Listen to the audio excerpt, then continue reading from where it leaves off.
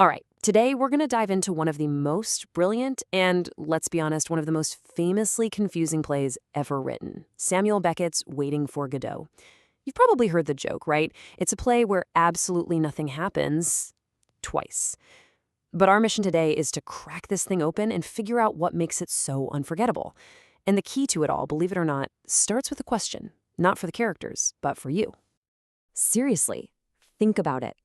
What are you waiting for right now?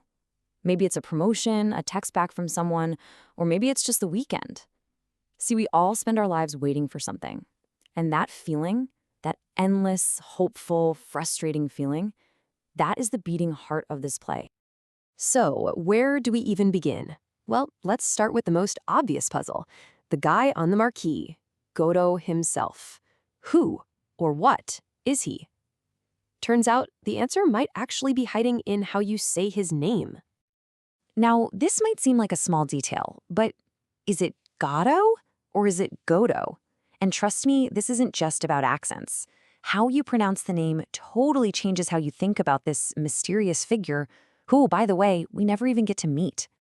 Okay, so in the UK, it's pretty common to hear it pronounced Godot, with the emphasis right on that first syllable. And that immediately makes you think they're waiting for, well, God, right? But Samuel Beckett, who wrote the play in French first, he pronounced it Godot, stressing the end. And that tiny shift, it's huge. It pulls the meaning away from just being a religious thing and turns Godot into something way more ambiguous, way more unknown. All right, let's head to the stage and meet the two poor souls at the center of this endless wait. Their entire world is just a lonely country road and one single, sad-looking, leafless tree.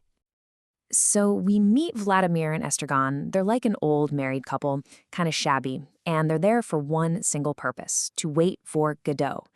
To kill time, they do, well, anything.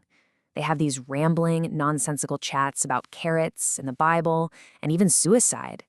Really, just anything to fill the silence. And this is where Beckett's genius really shines. You can think of them as two halves of one person. Vladimir, who they call Didi, he's the brain of the operation. He's the mind. He's trying to remember what happened yesterday, trying to make sense of it all. But Estragon, or Gogo, he's the body. He's all about what he's feeling right now, his hunger, his pain, his boots that are just killing him. Together, they kind of represent all of us, don't they? The thinking and the feeling parts of humanity. And here's the real kicker. The whole reason they're waiting is so incredibly vague. They know they've asked Godot for something, but for the life of them, they can't remember what it was. And that uncertainty, that's what fuels the whole absurd, tragic comedy of the play. So just when their waiting and bickering becomes almost too much to bear, their quiet little world is completely shattered by the arrival of two of the strangest characters you will ever see in a theater. All of a sudden, this booming, bossy man named Pozzo shows up. And he is leading another man, Lucky, by a long rope tied around his neck like an animal. Lucky is completely silent, just carrying all of Pozzo's heavy bags. It's a shocking, brutal sight. And then, for what he calls entertainment, Pozzo makes Lucky think for them. And what happens next is just an explosion. It's this long, rambling monologue that starts out sounding kind of academic, then it touches on these deep philosophical truths, and then it just completely unravels into pure, chaotic nonsense until the other three literally tackle him to shut him up. So in Act 1, the power dynamic is crystal clear, right? Pozzo is holding the rope, he's the master, completely in control. But when these two show up again the next day, in Act 2, everything is flipped on its head.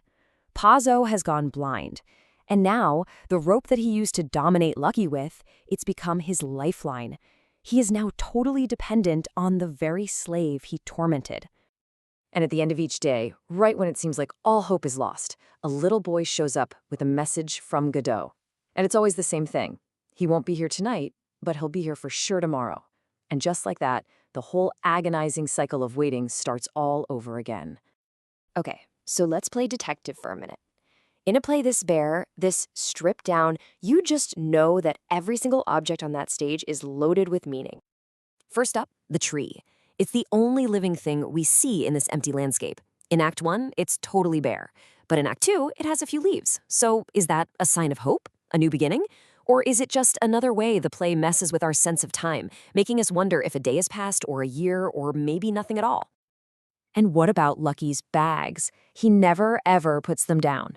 This is such a powerful symbol for all the pointless burdens that we carry around, just out of habit, without even asking why. And in a moment of pure, bleak comedy, we find out one of the bags is filled with nothing but sand, and he still picks it right back up. And finally, that rope. Wow, it's more than just a rope, isn't it? On one level, it's about power and slavery between Pazzo and Lucky, but it's also about the invisible ropes that tie all the characters together, their dependence on each other, and their shared, hopeless submission to this idea that Godot will show up and save them. So after all this waiting, all this weirdness, what is the point? If Godot never shows up and nothing ever really changes, what on earth is Beckett trying to tell us? Well, the play basically grabs you by the shoulders and forces you to stare at some of life's biggest, most uncomfortable truths. It's all about the absurdity of our existence, the fear that life might be totally purposeless, the foolishness of waiting for some external thing to come along and give us meaning, and just how strange and slippery our concept of time really is. And the whole shebang, every theme, is perfectly captured in the play's final, haunting exchange. Vladimir asks, "Well, shall we go?" And Estragon says, with what sounds like real conviction, "Yes, let's go." But then you read the final stage direction and it just hits you like a ton of bricks. It says, "They do not move." That single action, or, lack of action, it's everything. It's the perfect image of the human condition, at least as Beckett sees it. We're totally paralyzed by hope, by habit, and by our endless waiting. And that leaves us with the play's ultimate, deeply unsettling question. It suggests that, hey, maybe there is no grand arrival. Maybe the answers never come.